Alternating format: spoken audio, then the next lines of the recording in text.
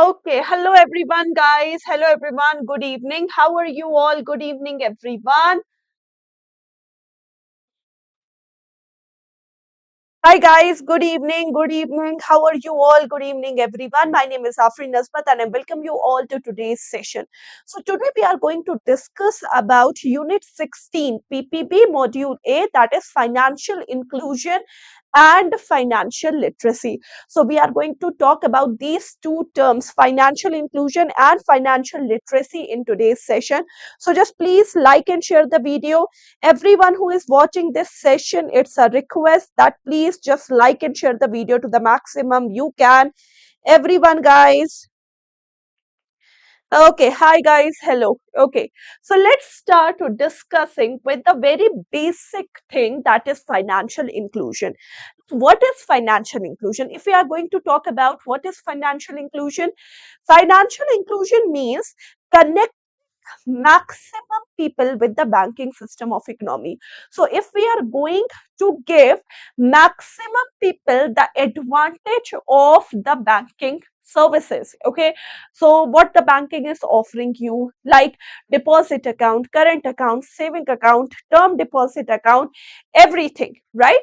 So what is going, or what the banking is giving to you, or to connect you with banking system, when the activities and when the initiatives are taken, connect maximum people with the banking system of the economy, then it is known as what? Then it is known as financial inclusion, right? Like for example, we have started, or bank has started, the zero balance account concept. What is this zero balance account concept? Zero balance account concept is a concept in which you don't have to maintain any balance while opening the account. So this is a very good way of connecting various people to the banking system of economy. It attracts individual at the college level also. It attracts the individual who are initiating the employment. So these are the initiatives which are taken for connecting maximum people with the banking system of economy. So this is known as what? This is known as financial inclusion, right? Now, if we talk about business correspondent and business facilitator, business correspondent and business facilitator, these are the two uh, extended arms of the banking system. You can say that these are what? These are the extended arms of the banking system.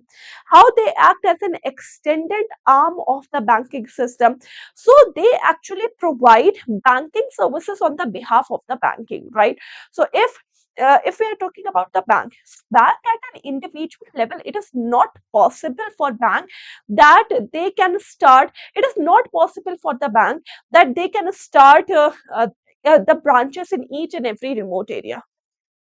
It is not feasible, and it is, in fact, it's not possible, right? Bank use the concept of this business correspondent and business facilitator.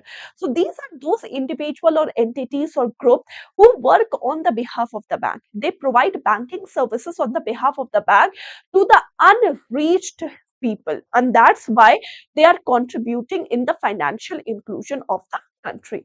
So business facilitator, who act as a business facilitator and who acts as the business correspondent. So first of all, if we talk about the business, what BFs, the business facilitator model, bank can use these, like bank can use self-help group, non-government organization, community-based organization, insurance agent, panchayats, village knowledge center, agri clinic, okay, Krishi Vigyan Kendra, Khadi and Village Industries Commission. So these are those entities and groups which are acting as a business facilitator for the banking system. You can say they are the extended arms for the banking system. Clear? Now, these are the individuals. These are the individual who are acting as a business correspondents, right? Now, business correspondent, if we talk about the individual, these are the retired bank employees, retired teacher, retired government employees, fair price shop, the individual owners of kiranas, is agent of a small saving schemes of government, insurance companies, individual who owns petrol pumps. So these are those individuals who act as a business, act as a business correspondent for the banking system, and they provide banking services on the behalf of the bank, and they provide banking services to the unreached people, right? Now, next, if we talk about the small, ultra small branches. Now, what are the concept of these ultra small branches? RBI, Reserve Bank of India, has given actually the permission to open ultra small branches. For whom? They actually opens the ultra small branches for the business correspondent, or a place where BCs can work, or BCs can provide banking services on the behalf of. So these are very simple brick and mortar infrastructures. These are the simple wall and mortar structure, nothing show or nothing, any branding, nothing. These are actually providing a space for business correspondent to work. Now, every business correspondent is under the site of base branch. So there is a base branch and there is a business correspondent location. Between this, the ultra small branches have been set up, which provide a working space, for whom? These provide a working space for the business correspondent, right? Because see, most of the business correspondent, they work on a field, right? They are working on a field. So they are working on a field, right? Now they want a area to sit. Then they want a office space also.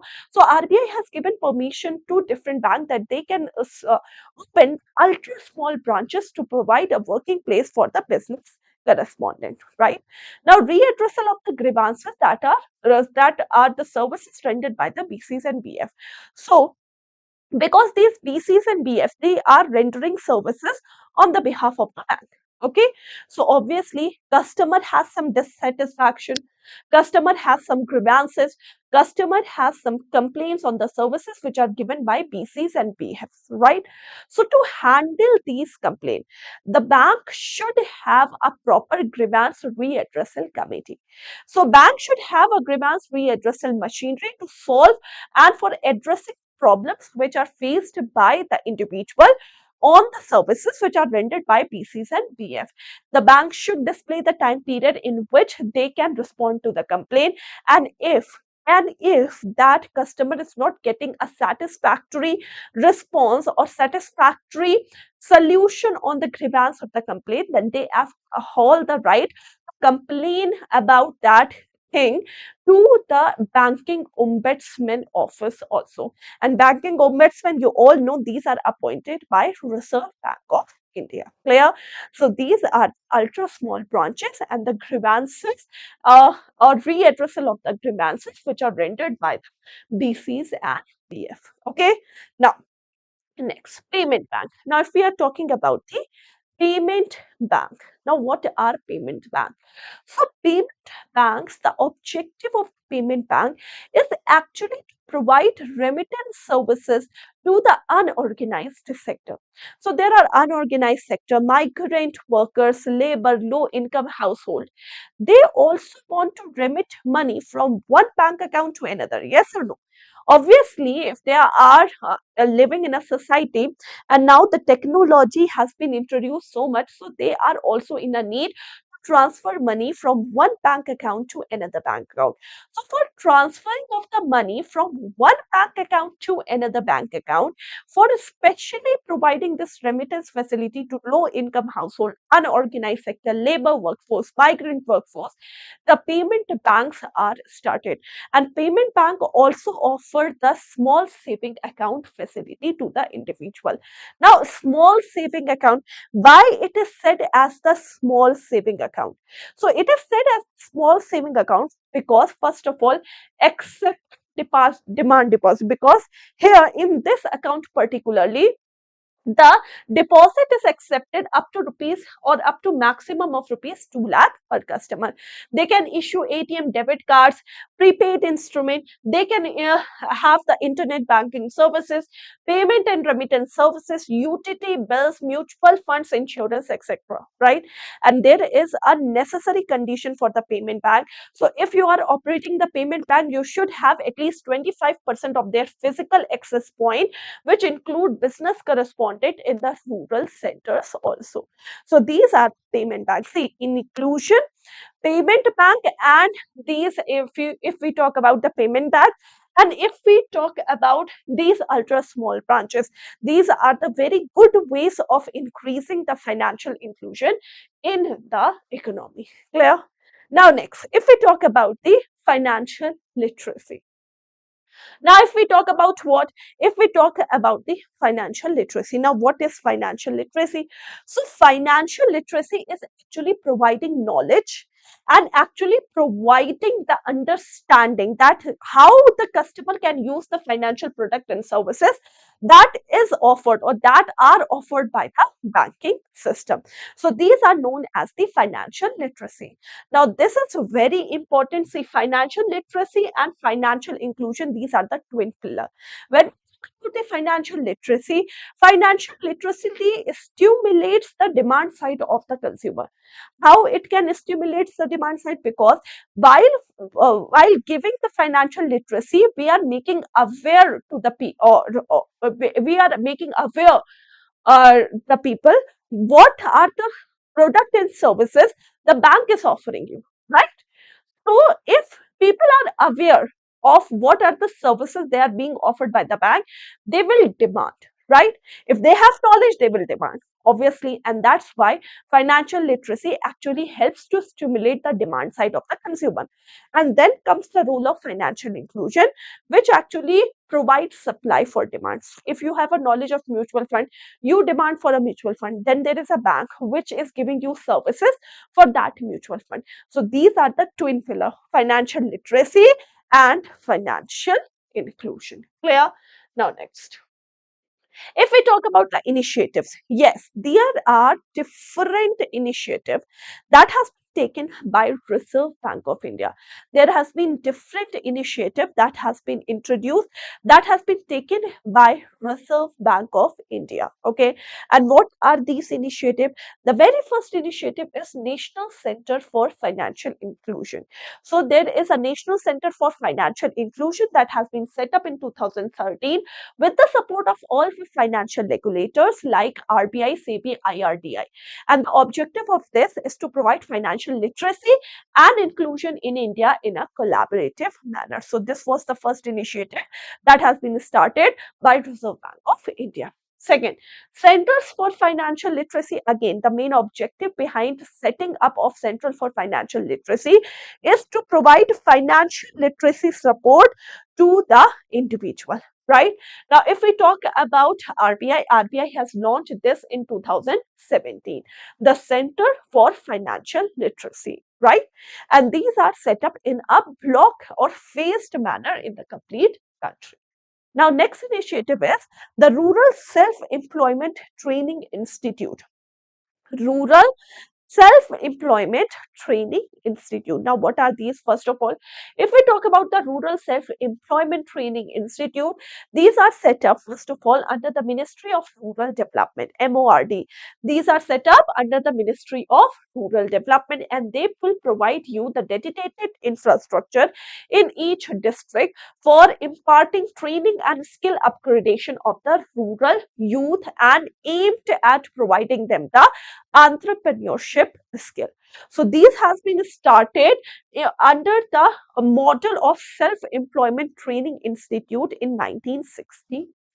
So these initiative that has been taken by Reserve Bank of India for financial inclusion and financial literacy, for spreading financial literacy and financial inclusion among all the world, among all the countries part, among all India, right? Now, let us discuss about some of the practice questions. Whoever is watching this video, guys, it's a request that please like and share the video. Whoever is watching this video, guys, it's a request that please like and share the video to the maximum you can. Everyone, just please like and share the video. Okay. Now, let's start discussing the practice question. The very first is bank cannot use the service of dash as a business facilitator or a business correspondent. Bank cannot use the service of dash as the business correspondent or the business facilitator. Everyone, please answer this question. So, if we talk about bank cannot use the service of dash as a business facilitator or business correspondent. So, if we talk about this, yes, bank cannot use the service of village sarpanch as a business facilitator or business correspondent, right? So, this is it. This is the complete chapter. Not the complete chapter, the most important part of the whole chapter. Now, if you want to have the what if you want to study the complete chapter in detail, so we are going to start two new batches, the DBF selection batch for 2025 and the foundation 2.0 batch for 2025. Now, this is the batches that are included in the JAIIB Super Elite all-in-one subscription. Now, this is a Super Elite all-in-one subscription in which you will get the access of live classes, PDF, and all the batches, whether in English medium or bilingual medium. These are available with you with the 12-month validity and the time period. So, we are going to start foundation batch, crash batch, crackers batch, MCQs practice batch. So, you will get the access of each and every new batch starting, okay, before your examination if you are going to buy the JIB Super Elite all-in-one subscription. And currently there is a very good discount that is going on a JAIIB Super Elite all-in-one subscription. I think there is flat 48% off currently, which is running on the JIB Super Elite all-in-one subscription. So this is best time in which you can purchase this subscription and can get the access of all these batches and many more to come.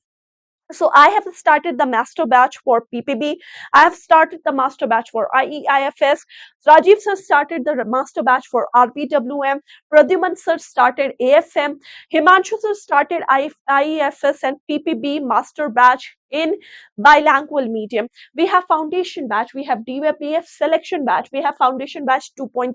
So there are a lot of batches in which you are getting the subscription. If you are getting the subscription of JIB Super Elite all-in-one, you will get access of all these batches under one roof. You don't need to purchase every single batch individually, right?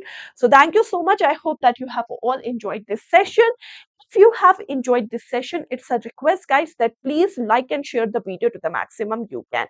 And if you haven't subscribed this channel, it's a request from my side that please everyone subscribe this channel and press the bell notification icon. So if you are going to press this bell notification icon, you will get the update of each and every class that is starting on this YouTube channel. And this YouTube channel, We All Educator has started this YouTube channel so as we can provide you the best free content, okay, in English medium. So if you are comfortable in English medium, you can just subscribe to this Oliveboard JIP English medium channel for getting the best free content you can get. So there are marathons which are running on these sessions. So just go and see that marathon. You will get some amazing free content on this channel. Okay. So thank you so much. I hope that you have all enjoyed this session. Take care, everyone. Then meet you in the next class. Okay. Take care. Bye-bye. Thank you so much for joining this session. Thank you. Bye-bye. Take care, everyone. Bye, guys. Thank you.